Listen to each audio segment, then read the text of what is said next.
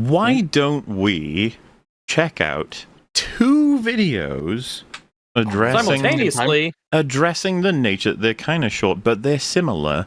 Addressing the nature of opinion. Oh, opinion. Oh my God. I have those. Yes, I was gonna say I think most of the people here have them, so we should be good to go. Oh shit! Well, you can just fucking leave. All right. No, I was kidding. Anyway, so this first one, I spotted it on the old Twitter, converted it up for a little YouTube video so we could watch it in here. And the title broadly is "Movies Shouldn't Be Solved." Okay. Movies Here we shouldn't go. be solved. Okay. Film discourse as of late is so hellbent on trying to dissect every Wait, Oh, that was a short. Me, or was that a? Oh, is it not working? Okay, I just need to start. I need to start over. I just thought like the film, or the movie, like. I'm gonna put a cover up just because he shows a lot of the weapons. film, the movie. All right. Film discourse as of late is so hellbent on trying to dissect every aspect of a movie. Everyone wants to know what the film is about. What is the statement? What is it trying to say? I mean, there's an entire genre of content now. I would say that's good, though. I would say generally that's a positive thing. I want to know. I mean, what if I watch a movie, I kind of want to know what I'm watching it about. That's just normal. There is a bit of a bad, I guess. Is it like completely true? Yeah. People can take it too far where they try and inject meaning and interpretation into it, like what we see with a lot of these. But like, we gotta have that, right? As a byproduct of the discussion happening, because there's crazies, but you gotta have them come in so you can push them out. But I mean, not every movie or a show or media is designed sometimes that way, and sometimes you don't even think about it. Like, I've been watching Twin Peaks, and honestly, you enjoy it the most when you're not trying to completely understand everything. That just takes the joy out of it, in my opinion. Like, sometimes things are just there to be experienced. Not that, understanding it, of course, adds another level to it. But it can definitely be, watched, and you can definitely be entertained on its own. Do you think after you've had the experience that you could look back and be like, I wonder why that made me feel that, and then have a little bit of an inspection, a little think? Yeah, I mean, definitely, yeah. Because, I try to see there's going to be a positive and negative to this, as we've kind of already covered, but the broad interest in just ripping everything down into the pieces that make any given piece of art, I'd just be like, yeah, that's something that humans have been doing forever and will continue to do, and you can choose to be a part of that discussion or not. That's kind of just how it goes. Mm-hmm. You can find people that mainly want to talk about what it made them feel, if you wanna. That's also totally fine. Mm-hmm. But I don't consider it strictly good or bad. It's going to be about, I guess, how the conversations are conducted, and our preference over here is just that you try to stick to referencing the things that actually happen in the film if you want to talk about breaking it down in a filmmaking level. High standards, I know. But at the same time, totally fine to cite, things from the film, but then be like, this gave me the human emotions of this. And it'd be like, plenty to discuss on that front too. I guess because this makes me think about how everyone still says that CinemaSins has ruined everything, It's like still see that every once in a while, yeah. Really weird because like he's not the first one to do it, It's actually been going on for a really long time, like a really long time. CinemaSins gets like cited for both sides. Like one is like they destroyed movie criticism, then also they destroyed watching movies. And it's like, oh, okay, they destroyed everything of the all the facets of everything, I guess. Film discourse as of late is so hellbent on trying to dissect every aspect of a movie. Everyone wants to know what the film is about. What is the statement? What is it trying to say? I mean, there's an entire genre of content now that is explaining movies. But if you're watching a film through, well, let's be accurate. They're just describing what's happening in the scene, and they pump those out every day. But yeah, there's also we've seen a couple of those where they actually add nothing. They literally explain scene by scene. You remember we tried to watch one for was it The Empty Man? We were curious what the breakdowns would look like. Yeah, it was The Empty Man. And several videos didn't have anything to say. They just described the scenes as you see them. Yeah, which if any in a way is kind of like stealing the movie. Can you maybe add something? But the good vision of this, of course, is that you watch a movie like Weapons, you might experience a lot of feelings, and then you might be like, what was the gun? What was the broad character journeys? How do they connect? And what was like the point? And if someone said like, you don't need to have a point, and then you'd be like, okay, but I'd like to know what it is. Yeah. Yeah, it's totally chill. I've not seen that movie, but sometimes the intent is to spark debate in with the movie. I just think it's weird that it's getting framed as like a negative result of discussion that people are now searching for meaning in art. It's just like or like an explanation. It's totally fine if that's what they want. Let them pursue. Makes things. I had an experience of this actually recently, where I was talking with LitDev about the girl boss trope on our live stream, and he started to explain how the movie The Labyrinth actually has some great themes of what a female character heroic arc is based on, more traditional kind of feminine aspects. And as he was explaining and pointing out how she goes on this journey to become a woman, which kind of really contrasts interestingly to the hero's journey, how, men go on a journey and become a heroic man, and she kind of goes on the journey to become a heroic woman.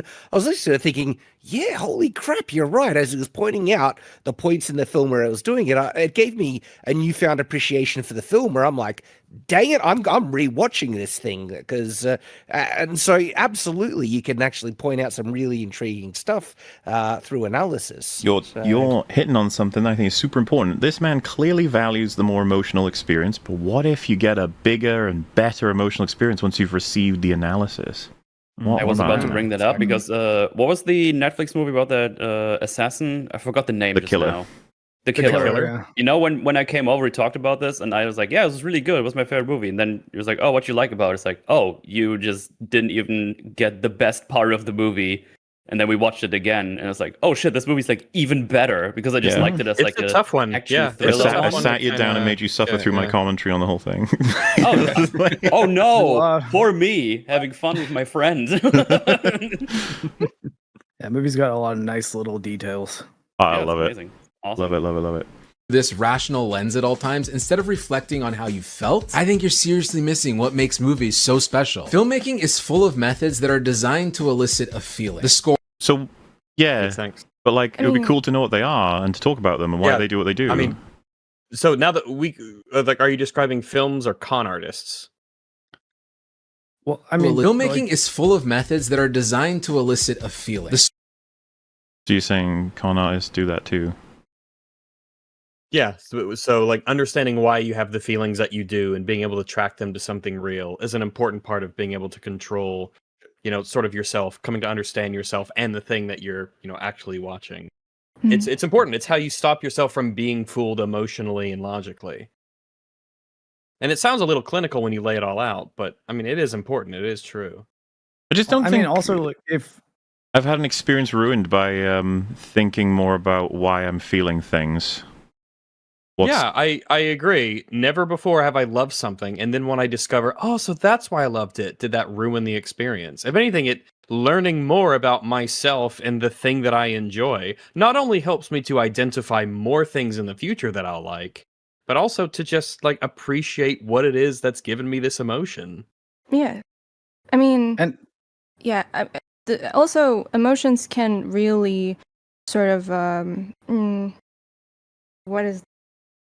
really they could be like bring out fake emotions, if that makes sense. Like, for example, if we just count emotions into like what makes the experience great, then what about nostalgia baiting? Then like that's just masterpiece, right? Every movie that has nostalgia, because your automatic reaction to that is just joy. But if you don't try to understand where that joy is coming from, and that it's like you're basically being baited into liking this because it sort of resonates with your inner child, then you'll... Emotions are more easily gamed, right? Unlike something that you are able to pick apart rationally and understand the techniques. Once you understand the techniques, you're less likely to be led astray by it. Like, filmmakers can get away with lazier tricks so long as they know that they're hitting the right emotional. It's like John Walker is the one who... In this situation, John Walker, all you need to understand what the show wants you to understand about him is sinister music, blood on shield. It appeals to an emotion, and that emotion this is a bad man. But actually, the version of the character you get in the show is not a bad man. Pick it apart and look at the story behind the emotions. The emotional tone it's going for is not the character that you've actually been given. We see this with aesthetics as well. I mean, Alien Earth is coming out now, and it's getting a lot of praise for its aesthetics. Oh, boy. And, I mean, Romulus succeeded in the fact that people see the work that's put into the aesthetics and what that's a callback to, and that's enough to completely fool them. The movie must be good.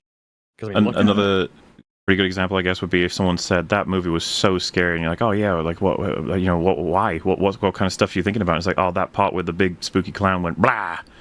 You're like, yeah, what else? And they're like, when the giant werewolf went blah, and you're like, these sound like jump scares. Like, what about a movie scared you? And it's like, yeah, the jump scares, I think. Startled is an emotion. Well, that's the thing, right? If they say that's what makes a good horror movie for me, it's like, that's totally fine. Or they might go, huh, I guess I wasn't really scared as much as I was like shocked or startled. Interesting. And then you could talk to them. It's like, have you ever watched, you know, The Fly or The Thing, or what's another that's a scary horror movie? Really good. Those are the only ones. Those are the only ones. The Shining. So if you know, and you'd be like, did you ever find any of them real scary? And when, you know, was there many jump scares? And then they start to think about it, and they're like, oh my god, I guess I do kind of categorize those experiences differently. And you learn a bit about yourself. Nothing wrong with that. But I just want to be clear: if you don't want to do that process, that's fine. You know, just you can move on. You don't have to engage in it. It seems he's saying too many people are becoming more and more interested in discussing and breaking down stories, and I should be like, well, more power to him. I don't know. I mean, like, he is also listing elements of the film medium, and writing is one of them. Writing is also a tool that can be used to convey things like subtext and theme and different emotions that might be bubbling under the surface of what's going on. And sometimes analyzing that is rewarding. So, like, unless he's saying, like, no, it's in the moment. That's all you need to think about ever. That's the only value film has, is when you're watching it. Is like, it's silly. Well, and of course, then, you know, surely it invites a bit of introspection or consideration. If you watch a film, you think, wow, amazing, wonderful, I felt everything, I loved it. Next week you watch it and you're like, I felt nothing. Why? What's going on? And like, humans want to understand things, just like in general. We want answers. We want to discover stuff. And art is going to obviously fall underneath that umbrella. We want to understand art. We want to learn more about it. I think, like, right before this, when we were discussing Marvel movies, that was a great example of when we were discussing Endgame. Because when you're at the premiere, it's like 2019, when did it come out? You're sitting there and everyone is cheering. You're so filled with emotions and excitement. You're like, this is the best movie I've ever seen. Everyone is happy. Everyone is joyful. But now, if you have this type of conversation that we just had about Endgame, you just find so much wrong with it. And that's definitely ties into the value of the movie and the value of art. Yeah, and a lot of people might tell you, it's like, was that conversation really worth it if you now feel less for the film? It's like, well, maybe it's just about being honest about myself. Yeah. I value my emotions enough to want them to be earned by something. I don't want them to be I don't want to be some emotional whore who just feels things and tosses it out cheaply. If you make me tear up, like, when I feel something, I want to have confidence that it was earned. Yeah. That I wasn't swindled. Studios bank on the whole emotional thing, because that's why they invite all these bigger reviewers to, like, premieres and stuff where the actors are around, because they're gonna have a good time, and then they're probably not gonna give it a bad review because they had such a good time. And look at this nice goodie bag I have. It's certainly gonna influence what final score they give and all that shit. There was a tweet going around that someone was like, man, I can't believe people, I don't even want to think about the stuff I consume with Disney. I just want to, like, I don't want to analyze it. I just want to, enjoy the movie and watch it. And I don't want to be too critical of it. I'm like, well, certainly Disney is very glad to hear that you are not going to be critical of the entertainment that they're making you pay for. Doesn't it make sense that there would be a huge wave of this happening when we've gone through the cycle so many times of, like, that movie was fucking hype, loved it, yes, month later. Man, I didn't really like that one. New one's great, though. Love the new one. Yes, new one. Next month. That new one wasn't that good. But the new one's good. I'm loving the new one. This one's really solid. Tweets that say, like, enough time has passed. This one wasn't really any good. Drive me fucking insane. Every time I see this, I'm just like, you fucking cowards. Fuck you. Yeah. I have to wonder if they're actually pre-planned. Even let's grant that, say those people had fun while they were watching that movie. It's like, would you have had less fun if the movie was well written? and like gave you all those same feelings and moments, but those moments were constructed with more stability. I feel like the answer would be, yeah, no, I would like it as much. Definitely. Yeah, probably more. And I wouldn't be tweeting saying it's enough time has passed, it's bad. Yeah. But don't think about it though, just enjoy product. It's an interesting thing to think about if you were so easily impressed, right? And you feel joy so easily. I don't know, there like needs to be an experiment to be conducted about this, but if you feel joy so easily and you're all about feelings, wouldn't it ruin the longevity of it? Like every time like you when watch you look back at it in a year. No, that's not exactly. Like if you watch multiple movies that hit the same, they're as empty as the other, right? And they keep doing the same thing to manipulate your emotions, but they're quite, contextually empty, and they have no subtext. Wouldn't you sort of grow tired of it over time and sort of? Maybe. I guess it depends on how well they fool you. Kind of like the viewing numbers have gone down over time for sure. So. Yeah, I mean, we are seeing like, especially if you realize it happen. Like retroactively, you're like, man, I was overjoyed at a lot of shit, and you'd feel bamboozled, you feel scammed, because in a way you were. Over time, I think people would very quickly you would develop an immunity, that kind of thing. It just depends like who you are as a person, and it can be a very different things. Like maybe you don't have a lot of other shit going on in your life, and so you're been looking forward to this movie for a very, very long time, and you can't just tell yourself that it's bad. You need to enjoy it, because otherwise, you got nothing at that moment. And someone who's very emotional and they places a lot of value on their emotions, like those should be the people more than anyone else who are very invested in making sure that those emotions are earned. They should hold their emotions in very high regard, treat them with a lot of solemnity. But it seems like the people who are super focused on emotions are the ones who seem to be least concerned with finding out if those emotions, were, quote unquote, valid. Yeah.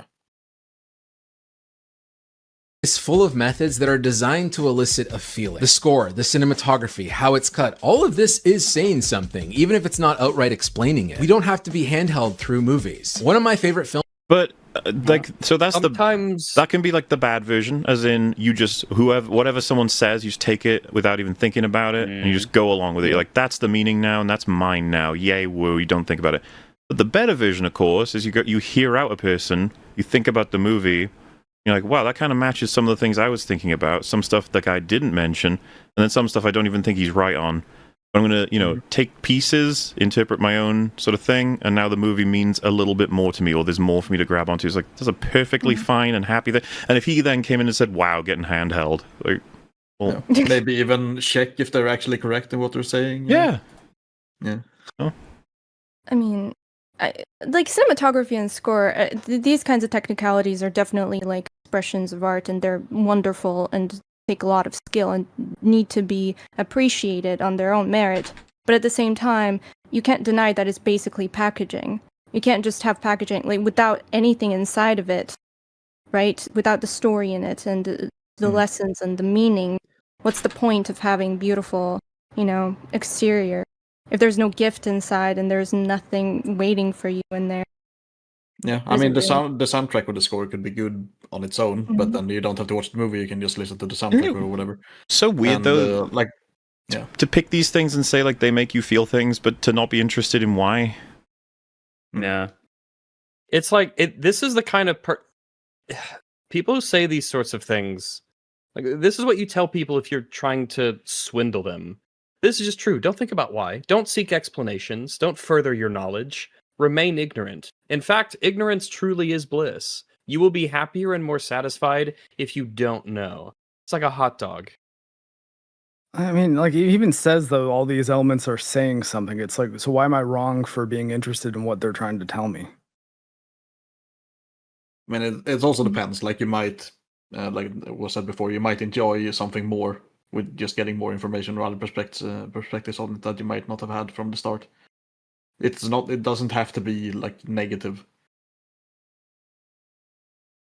movies. One of my favorite films is Signs, and this is a movie that is full of plot holes and logic gaps, but I will always remember how this movie made me feel. It is exhilarating, it is thrilling. Shouldn't you empower people by being like, I'm a great example of someone who actually pursued the underlying like explanations for why things made me feel stuff and actually concluded that it's got a lot of holes in places that I find meaning, but that didn't change the fact that I drew a lot from it.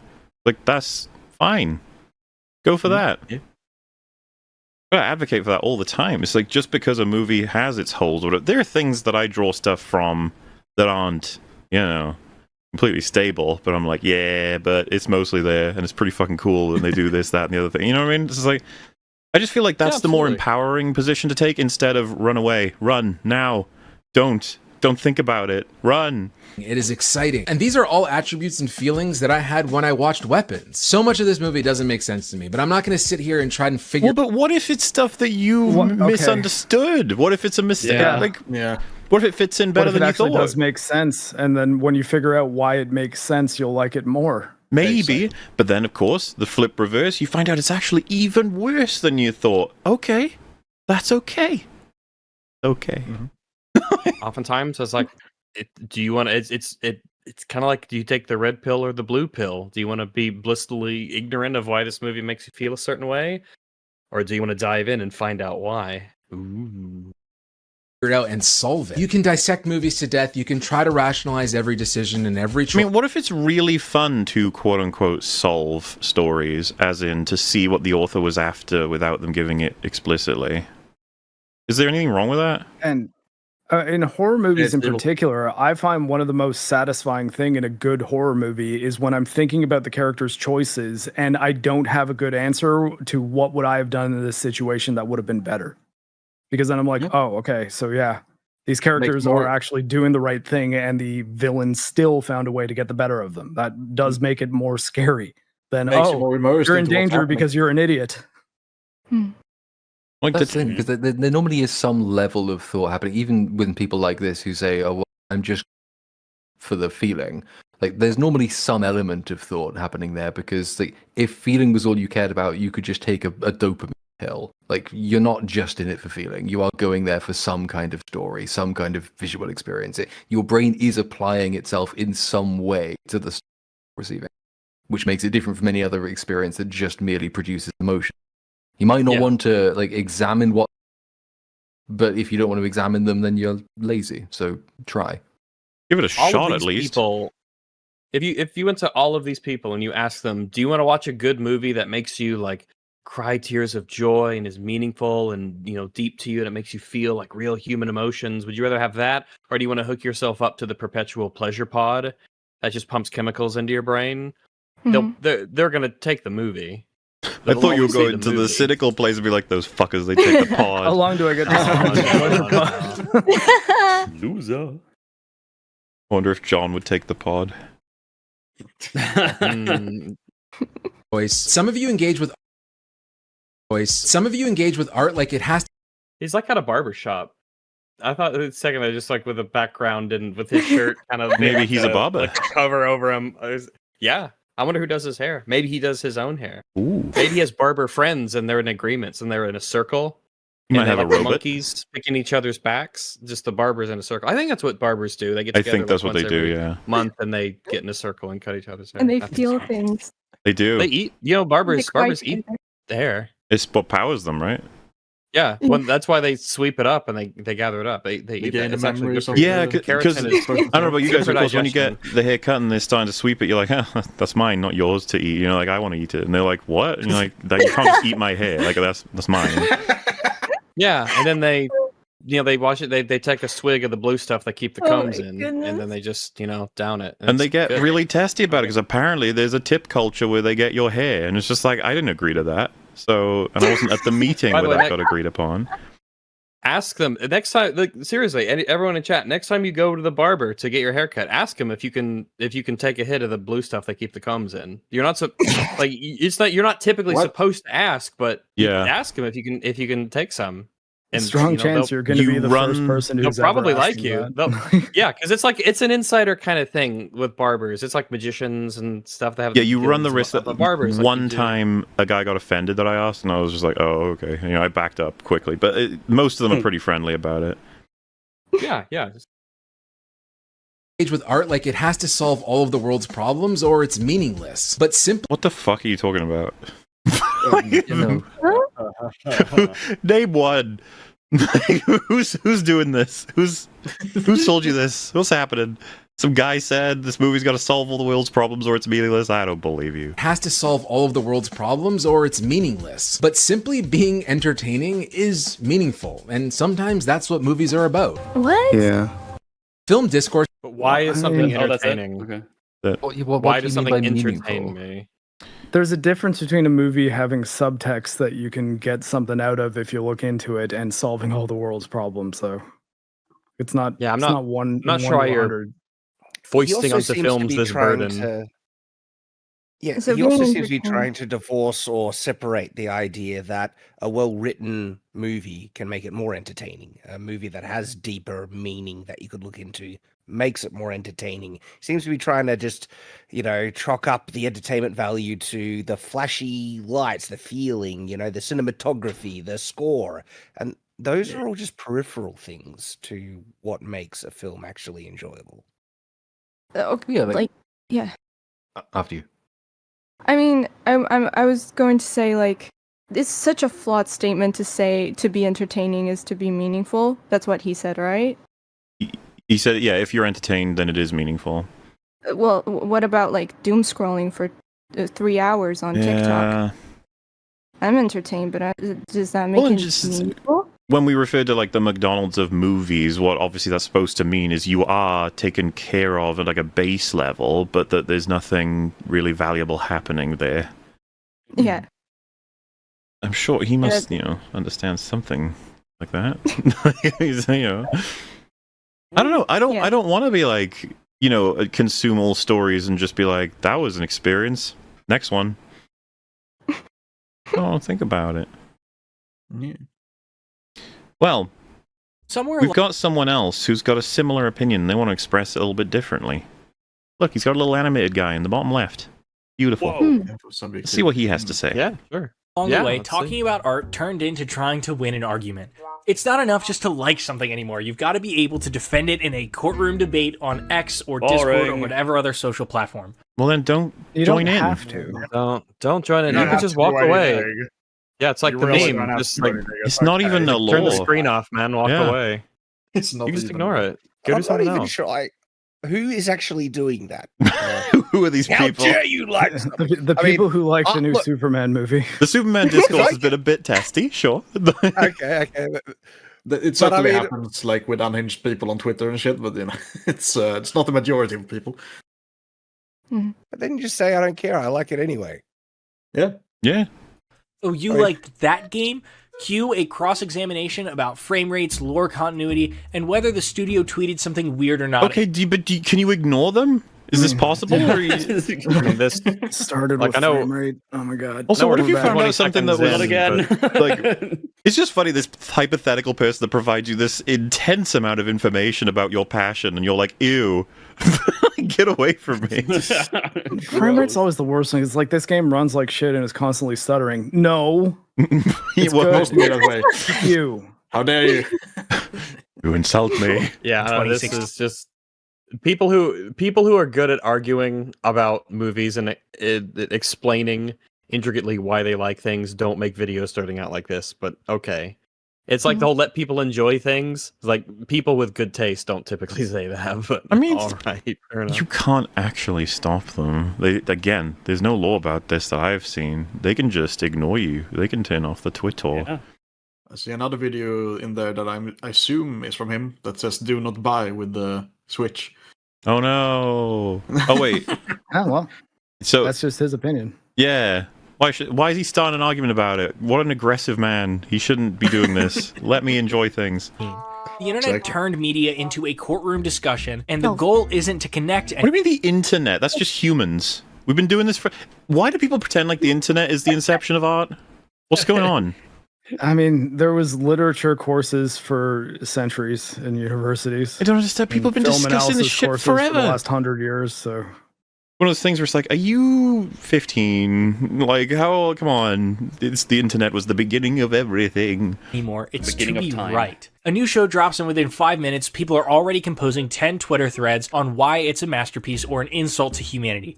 Okay. Yeah, well, welcome to the internet. That's what happens. People want to talk about whoever the show has they watch. with the side with the better arguments. Sure. Probably they're going to be the I one don't that know, convinces me.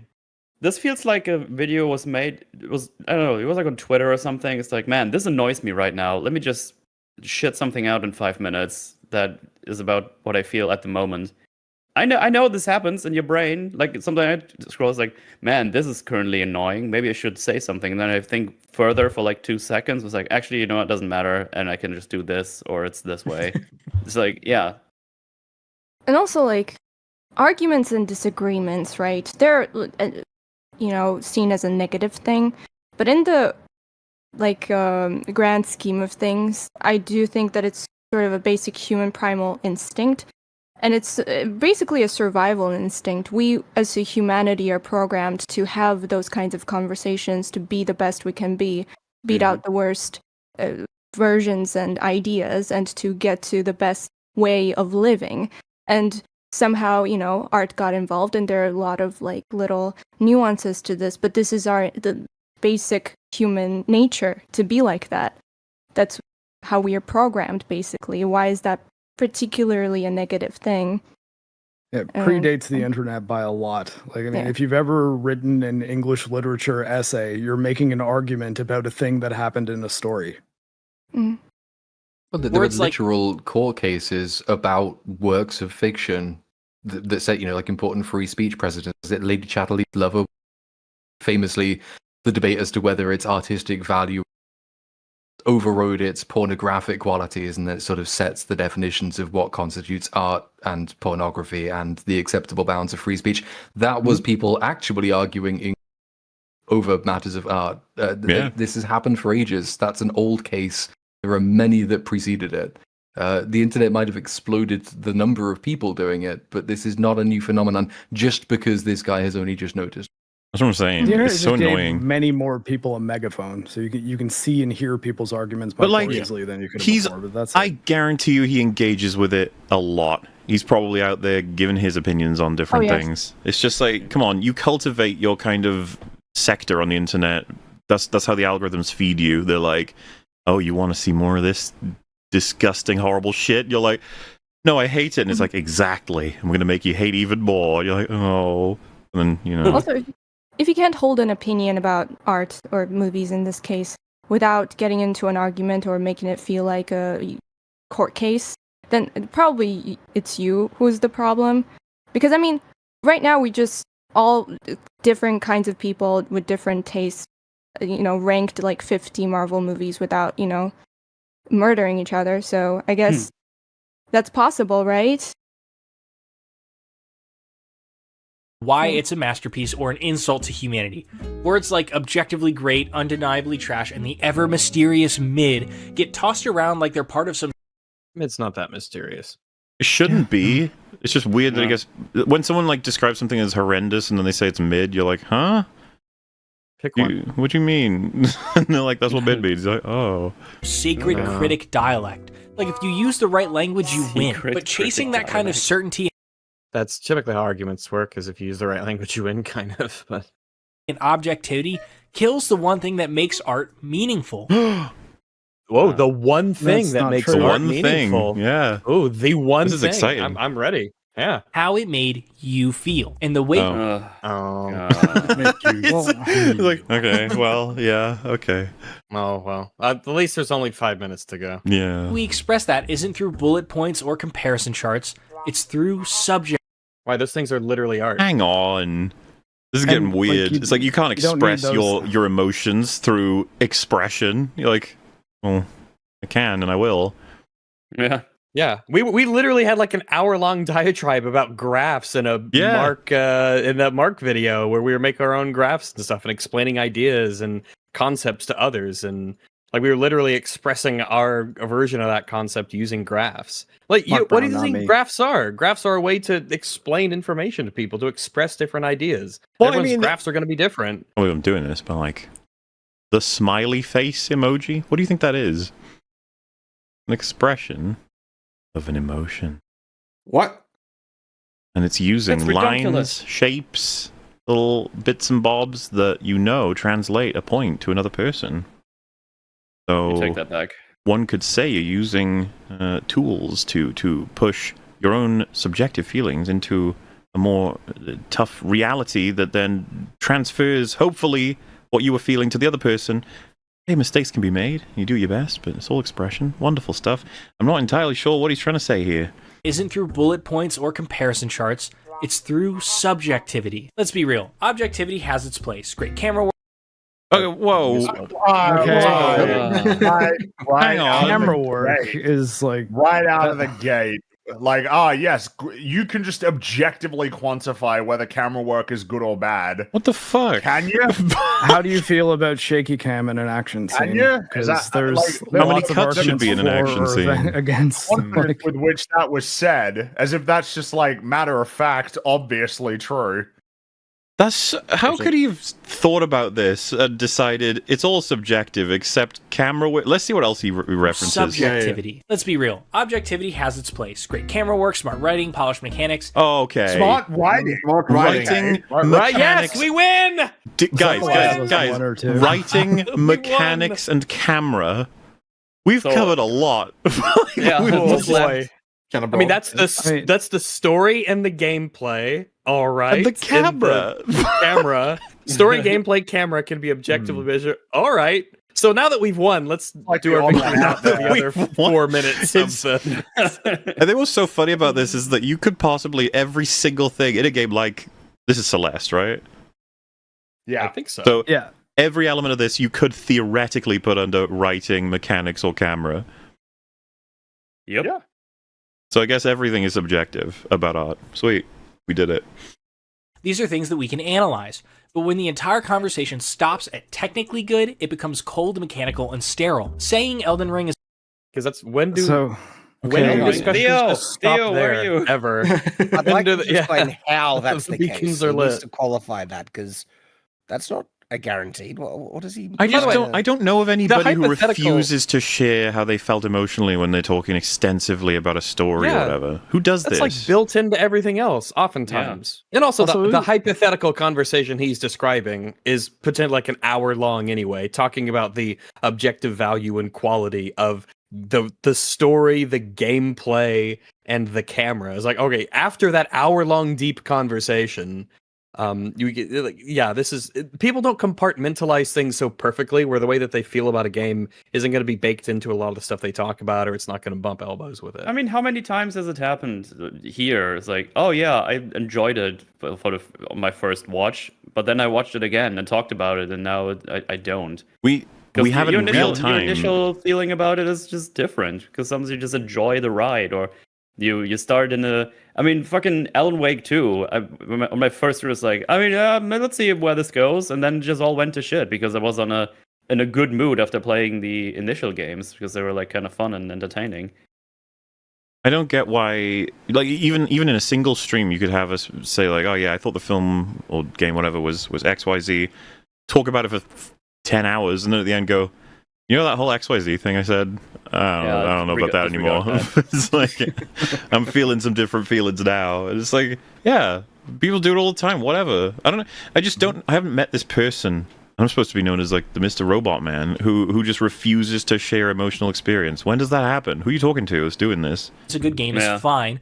But also, it tells it was a quick frame he showed, but was that The Last of Us 1 or 2 that Where? he used for strong writing? mechanical. Yeah. and Oh, Was curious about that as well. It was that's Joel. one. That's but one. The how old is remaster, I think, Joel? isn't it? Oh, okay. Yeah, that's why it looked a little Polished mechanics. unfamiliar. These are things that we can analyze. But when the entire conversation stops at technically good, it becomes cold, mechanical, and sterile. Saying Elden Ring is a good game is fine, but it tells me nothing about why it mattered to you. Okay, now I'm sad The Theo start- isn't well, here. it's- I don't- So, do you think I'm- maybe talking about the technical aspects of Elden Ring, both positive and negative, could like illustrate that, No. or only I'm- the subjective feeling? Oh shit! I just And realized I'm- this is Theo's arch nemesis because Yeah. Theo's videos do this. Like he does want to avoid expressing how he felt emotionally because he's trying to stay on target. This guy would be like, "You've defeated yourself, Theo." You said Yeah, if I'm shut the fuck up. Yeah, if I'm interested in a game or something, and I want to do a review about a game, or I want to learn more about a game, then a reviewer saying, "Oh, it made me feel happy. It made me feel sad. It made me feel bored. I had fun." It's like, oh, it's just these are just such meaningless statements. Oftentimes, like it's good to have, but gotta tell me about the game, its mechanics, its story, its camera. This is important. You can chuck in how it made you feel. I guess I'm mildly interested, but it's like this is a scaling, process. The less I care about you, then the less I care about how it made you feel. Yeah. The more I care about you, the more I care about how you feel. I don't know you. I don't give a shit how Elden Ring made you feel. All right. And if you don't know the person, then maybe they could make you care about how they feel by saying, okay, this boss is very well designed and was exhilarating because of this moveset and the way it transitions between the moveset it has initially in its phase 2 one, and how it accounts for being challenging but difficult with a bunch of different build types. Like, you can talk about the technical things in order to illustrate why you felt the things you feel. Also, I was just going to say real quick, Nuts is going to have to head out, unfortunately. But we very much appreciate you joining us for as long as you did. Thank you so much. Thank you for having me, and happy anniversary. Yeah. Congratulations. Thank you. That's great. And see you guys next time. Yeah. Will do. Give yourself a damn fine cup of Bye, coffee. everybody. Boy. And on that note, I'm actually going to have to dip out as well. Wow, coward. I'm sorry. Typical But- Australian. It's 12 o'clock at night and I have filming tomorrow. So Very fair. got to go, but congrats, guys. Love yous. I will see yous later. Thank you very much, sir. We'll see you around. You bet. We'll see you later. Oh, bye, Frankie. And I'll. Yeah. Yeah, here it goes. Did we lose all of Australia? I wonder what. I wonder what he and Shadow are going to be up to. But when it comes to reviews, like saying why, like Stardew Valley, this game made me feel happy because purple is a hair color. Versus this made me feel happy because I felt like I was able to really express myself with the extensive customization options on my farm and ways to make money through the game. It's like, oh, one of those is insanely more helpful to me and useful in describing the game than the other, even though they both express a reason for the same emotion. Also, like, much more helpful to other people. So, like, let's say it's a game or a movie or something that you really enjoy, and you want other people to share that experience and that emotion. So, of course, you want to recommend it to them. Do you say, oh, it made me feel really happy? And then they say, why? And you say, I just did, so you should watch it. Or do they say why? And then you start talking about, like, stuff in the film, stuff in the game, the reasons, technical, many of them, that it made you happy. Like, the things also you think it will appeal to them. It's like, this is just what we do when we care about stuff. And like, your unwillingness to do that just suggests you maybe don't care enough to examine it. But it tells me nothing about why it mattered to you. The story is strong as a Yelp review. The story stayed with me is a conversation. It's the difference between reading the back. It's a statement. Yeah, I mean, stayed with me, but like it's not stories anything. Can stay with people. Yeah, like you need more. Neither of those are really anything. Yeah, great stories can be forgotten potentially, but terrible stories can be remembered. Stayed with me.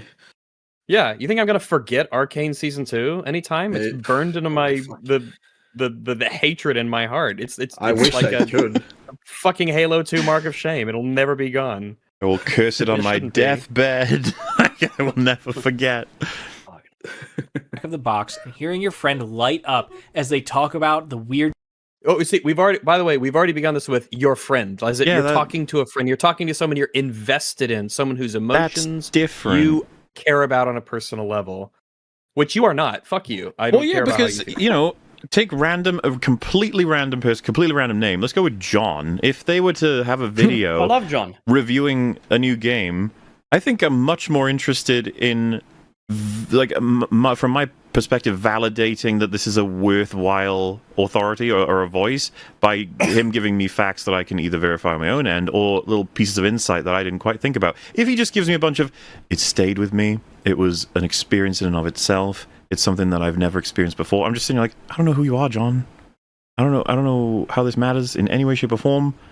However, if I did know, how trustworthy and reliable he was, let's say if he was a John Bain of Total Biscuit fame, then him saying those sorts of things in a video would have me interested. I'd be like, ooh, it meant a lot to him.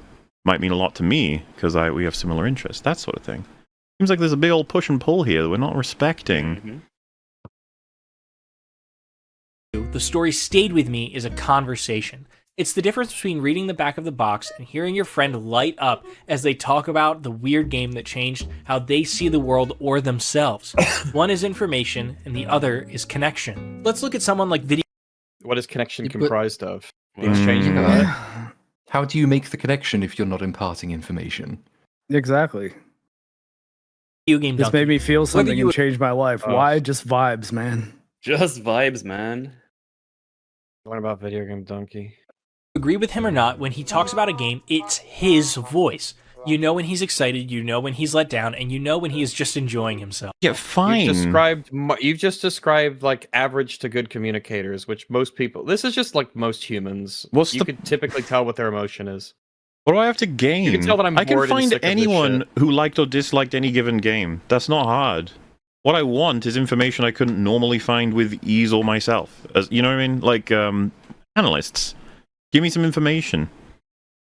Do work that I don't have to do, so that instead of just saying, yeah, I like Red Dead Redemption, it's real good. Okay. That's cool. I've heard that from other people. I don't really know what to do with that. That makes his videos stick. Not because he's... I mean, that's because they're just like slimy and nasty, but... What? Oh no. listing features or anything purely observable, but because you're seeing a real human reaction. Now compare that to your standard IGN or GameSpot review. Okay, no, they're just bad at their job. But that's a real human reaction oftentimes. This isn't fair. You have people who pour their heart and souls into reviews and stuff, and they suck at it. They're terrible. Yeah.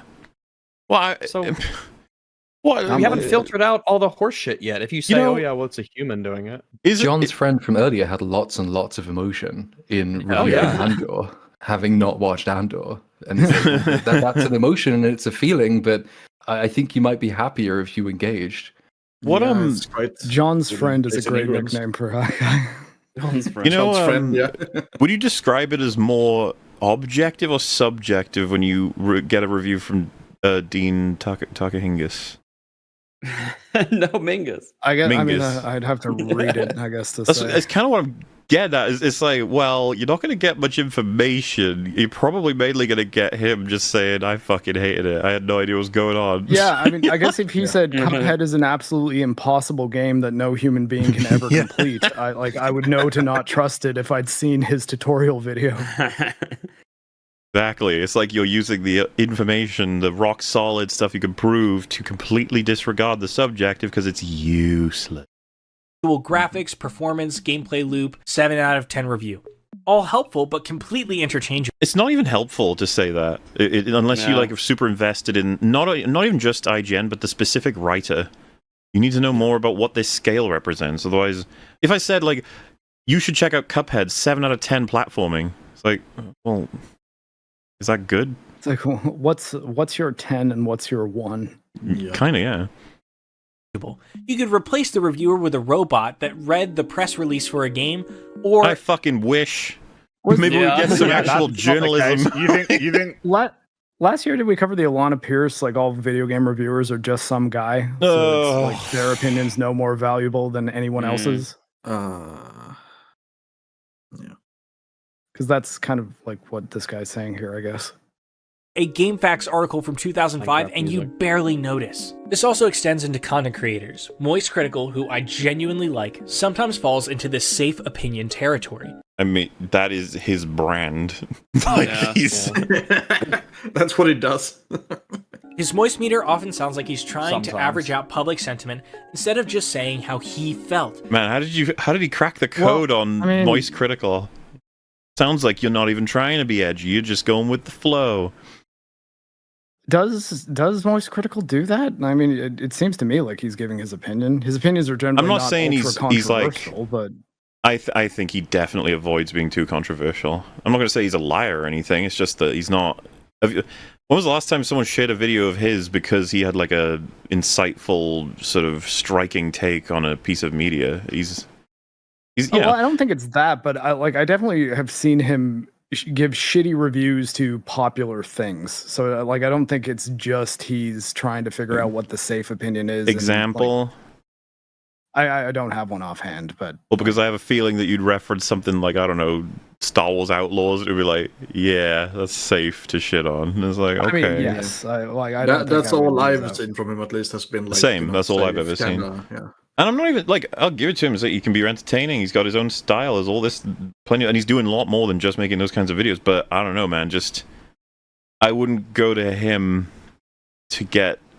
I'm not even sure what he's advocating you get from deep him. analysis on any kind of media. Oh no, yeah. I mean, he makes like 5-minute review videos. So like, I feel really know about him is that he's like one of the 4 horsemen of people whose opinions I cannot help but hear about whatever the current ongoing thing is.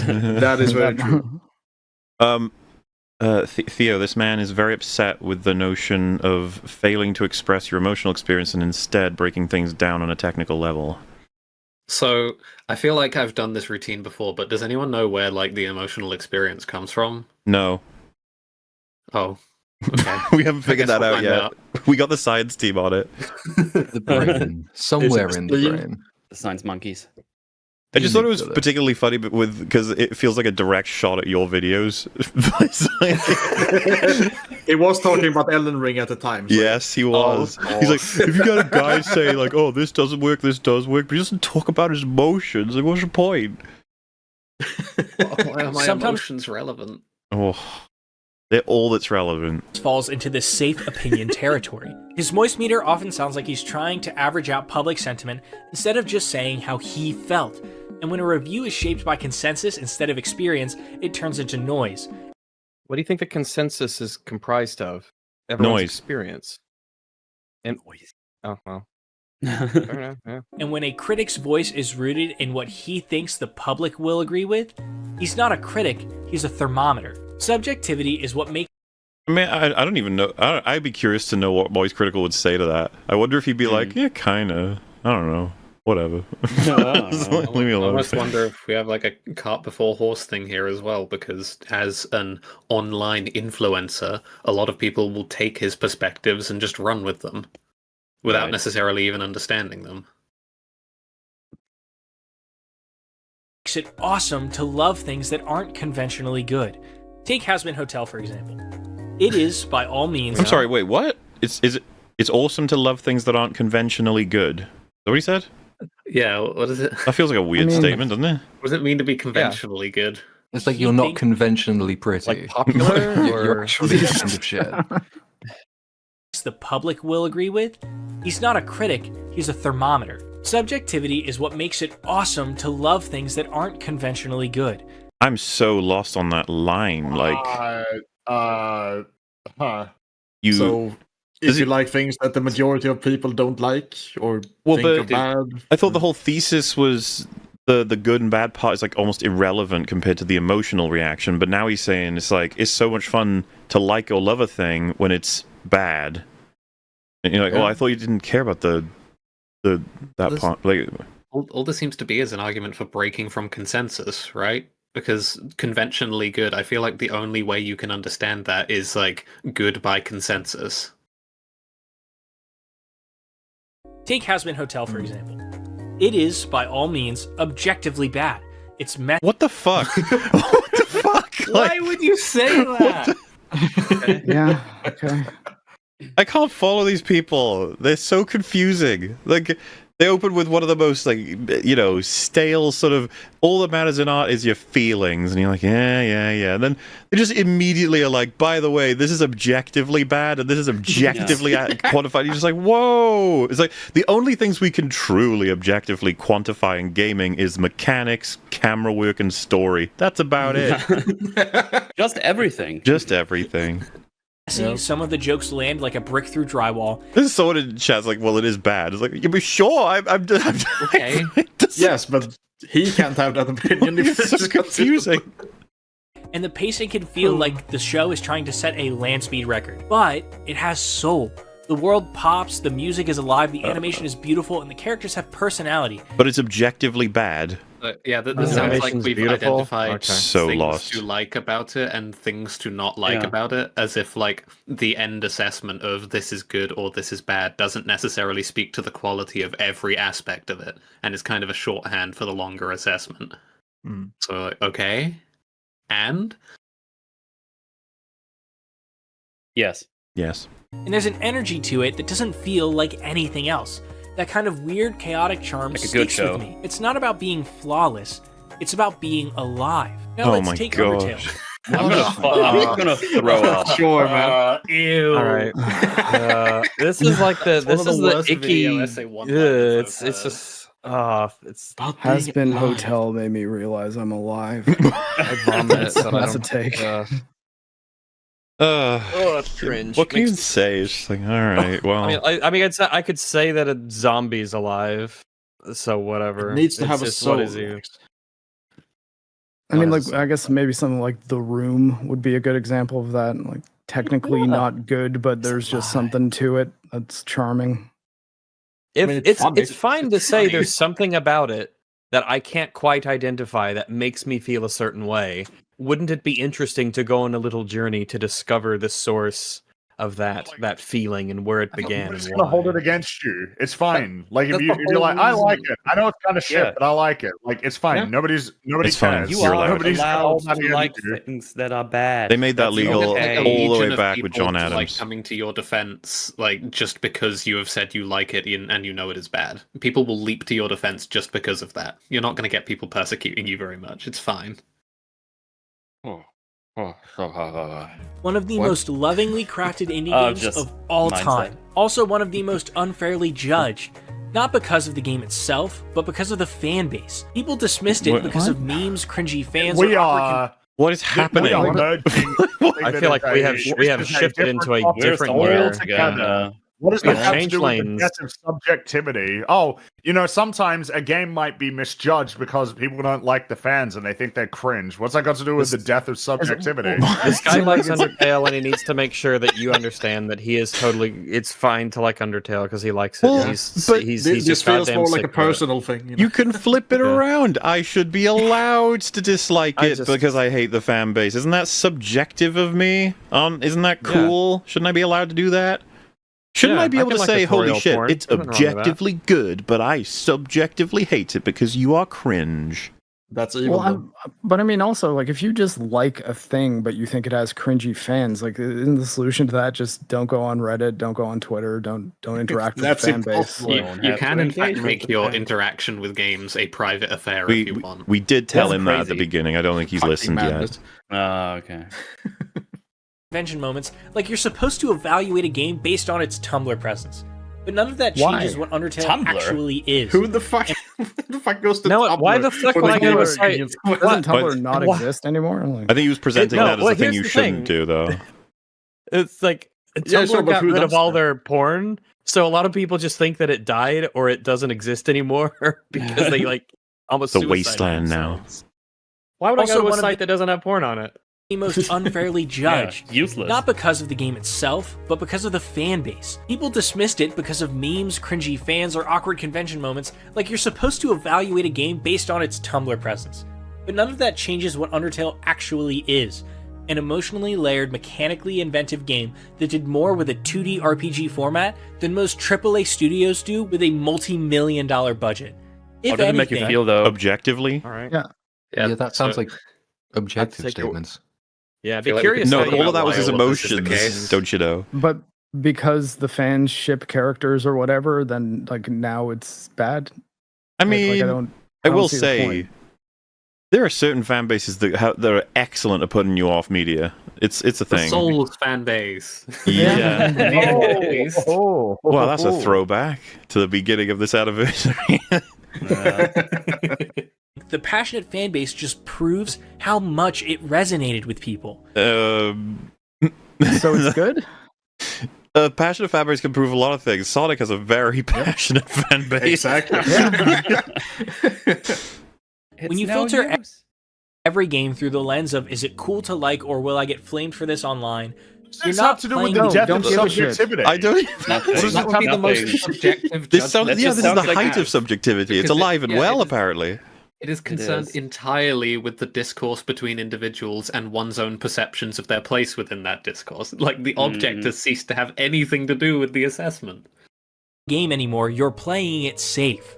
And here's the real problem. Once you get into that headspace, it starts bleeding into how you consume media. You don't just sit down and watch a movie, you're already writing the letterbox review in your head before the second act. You don't just play. I don't do that shit. No, most people try to just let the movie take them for the ride and then start thinking about it afterwards. Unless there's like it's a mystery movie where you're thinking about it. But you're generally not thinking, I'm gonna really be talking about this on Letterboxd later.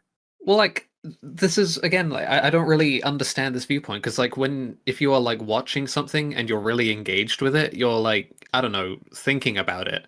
And thinking about it will typically lead to having things to say about it, and usually when you have things to say about something, you want to say them to someone. Mm-hmm.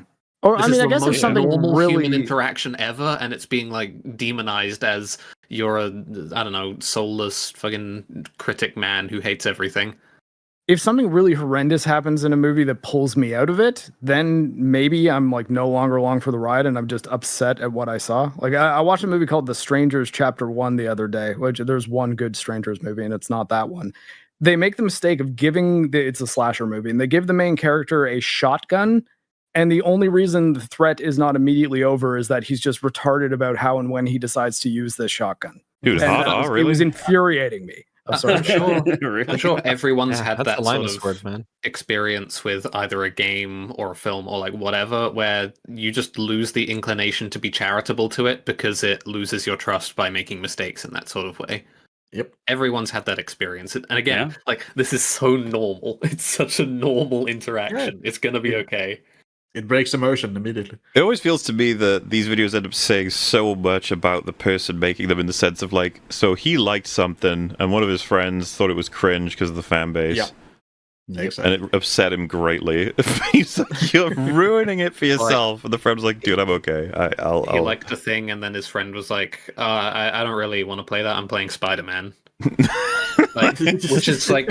Yeah. Sure, if you want to say Spider-Man like sucks or whatever, like, yeah, that's fine. But I don't know that we need to reinvent the wheel.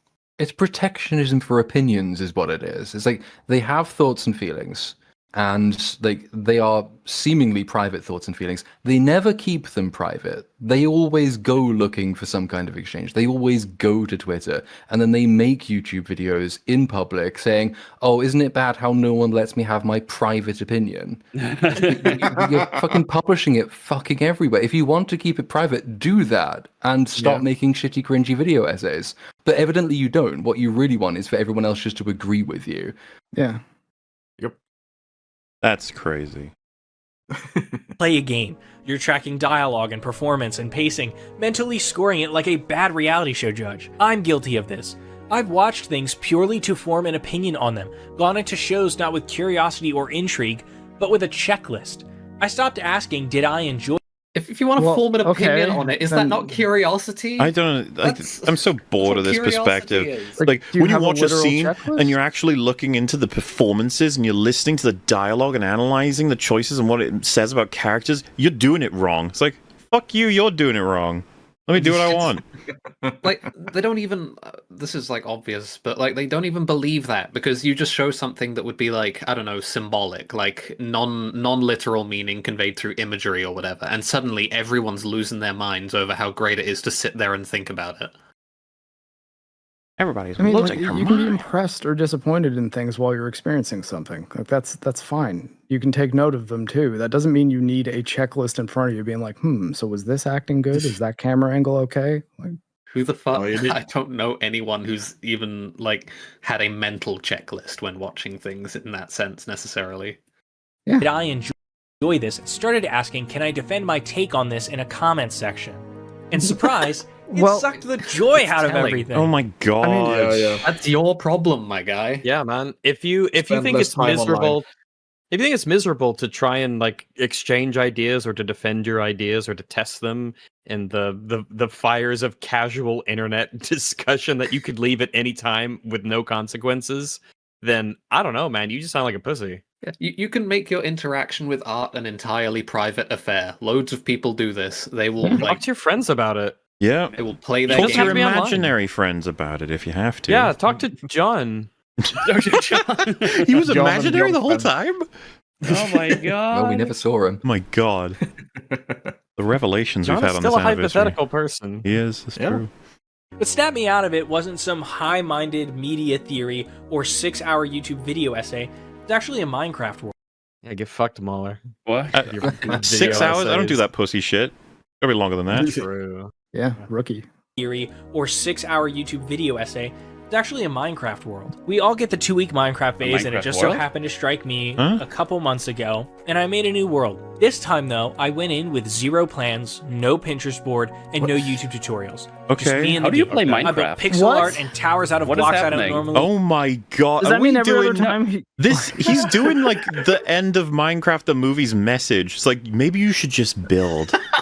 Oh, You're like, what the fuck is happening? By the way, I've spent a huge chunk of this anniversary stream casually with Minecraft in the background, and I will tell you that one of the most rewarding things is seeing something like in your head, planning it, measuring out the blocks, and then standing back after it's done and going, "Dang, that looks nice." I made it. Yeah, but Architect what just realizing, YouTube- oh, I gotta just build. Huh.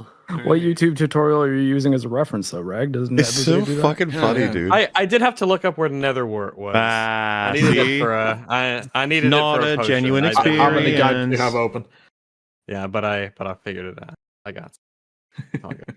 Use and roller coasters with no practical use, but I loved it. It wasn't. Wow. Like, you had fun try playing doing a that. video game. Thumbs up, Alright. dude. Is he truly like sending a message out to the world? You can play games without guides. You're like, what? Yeah, like We know. That used to be the norm. His own coping mechanism. Like he started off by saying that I was watching. Did he say I was watching movies to form an opinion? I thought, could I defend You could this defend take it in the comment section? Then I realized, no, I don't have to do that. I can just go into Minecraft and hide. And hide. They don't judge me in Minecraft. this is for the first time I played Minecraft and decided, you know what, I'm just going to do what I want, and Fuck it, we found ball. I enjoyed it. Fuck it, we ball. So, Hell fuck yeah. it, we ball. Pretty, it wasn't impressive, but it was mine, and for the Oh my first time God. in forever. This reminded Oh, me of the shit. fucking guy who got cheated on by Skyrim. He got cooked. I was coming home excited to play Minecraft. I wasn't just making something to show off. I was making something just because I wanted You're to. showing Oh off my in this God. fucking I mean, video. What are you talking about? Oh my gosh. Yeah, It's you're right showing here off on the experience screen. you had. Again, this is like Idubbbz discovering empathy at age 30. Like this guy's discovering that video games can be fun at age 12 or however old he is. I don't He know. is showing off about his need not to show off. The guy's a fucking moron. All of these Guys, fucking games video can be essays just, like, fun. rediscovering the most normal human interactions and Yes. experiences through like, guys, I sat down and I played a video game and I had fun. Like, Yeah. crazy. Like, I've never heard of anyone doing It was this so before. profound to him. He made this video. It's like, what? I just What? I just played what I wanted to play and I enjoyed it by doing it the way that I wanted to. No, I Person didn't does- know people could do that. Mind fucking blown. Person discovers that not being a poser is good, actually. Subjectivity. That's the spark. Immediately So assumes here's a everyone challenge else for is a you. poser. Ooh, you got a challenge. Subjectivity. Who wants to bet? He's just like, play a Alright. game. Play a game, but just like focus on But don't review it. alive. Play a game without a guide. Or Don't be thinking about Be- it. Just be alive. experience it. Just Yeah, have be fun. alive. Yeah. Live in a living game. Next time Live, you laugh, experience love. a piece of media, try not to reach for the safest take or even a take at all. Don't ask what you're supposed to say. Ask what. Well, I Oh can, my I have God. to have it. A take is my opinion, and even if I don't express Don't it, think. like I have a brain. Stop It just- thinking. I just You have need one. to be blank, It just right? happens. Don't have a take. What you need to do is have a take. like, Yeah, have an actual take that's yours. Don't be a poser. It's actually kind of cool. no real human being has ever done this. Like sitting down, playing a new game or watching a new film. It's like, what's the thing everyone else is saying that I need to That's the say thing. about this? This is the. I'm this sure is there like are the, people who do, but Lots yeah. of people, and I think Not this just guy's you. one of them, and he's Yeah, really exactly. ashamed of that. He's I just don't trust people who tell me actively do not think, do not have opinions, do not investigate, do not I mean, seek of course. knowledge. Like, like, fuck that shit. I mean, like to an President extent, he's obviously wanted moving to in the right stab me or direction something, here, I like- guess. Like, I will play a game. With him. What it meant. Ask what it meant to you. Did it move you? Did it surprise you? Did it make you smile? That's enough. But those are takes and thoughts. No. You have not been listening, Rags. He made it very Those are clear. things that I could then like Don't talk think, about but with ask another yourself player of questions the and then game, answer them. and we could like cross-reference our experiences and have like an interesting conversation that way about, you know, the way our experiences intersect and diverge. Again, just a really normal human interaction where you talk to a friend about a shared experience. That's pretty gay. Don't do that. That's having a take, and you're taking away from him. That's everything. You don't have to win the argument. You just. That's sort of a point. Is it like a tragedy then if I talk to my friend and through our conversation, like our opinions on the subject like move closer together? Is that like a problem? Yes. Sounds like it is. Have to be real. And if that means loving something dumb or ignoring a flaw, great! That's what keeps media alive. People bringing their weird, messy, passionate, authentic selves to the table. Subjectivity matters. You're very boring. Yeah. How hard is it? if you acknowledge the flaw and say, "Yeah, I see that that's there." That was savage. if only Az was still here. It's so perfect though, because it's like his grand revelation: Minecraft. Like, motherfucker, the quintessential representation of just creatively messing around. Are you serious? Yep. Like how is he never played Minecraft with just like messing around, building whatever? It's the Lego movie. It's like he was the guy who was always had to read the instructions, and now he's like, wait, no, I can just not read the instructions and do cool things that make me have fun, and that's better actually. It just makes me imagine Fringy as his editor, and he's like standing in front of him with this on like Fringy's desk, puts the piece of paper down. You're very boring. It's just funny to present something as profound when it's like the most dull perspective you can have. Have you considered so much, that? What does it mean to you? How did it make you feel? And you think it's like profound. It's not. The weird thing is that I actually can't not consider that. I kind of like have to consider what it meant to me and how I felt, because like I can't really avoid those feelings, that they just sort of happen while I'm experiencing the media. You need to block them out. I don't know, I kind of like them. I'd like to keep them. No, evil. No, you got to watch some tutorials of a game first and then play it and make sure you're trying to feel what that guy who made the video was feeling, and then you'll realize that you were wrong for doing that, because that's silly. We get it, man. Again, people's just boils individual down opinions. Yeah, just boils down to you're allowed to like bad things.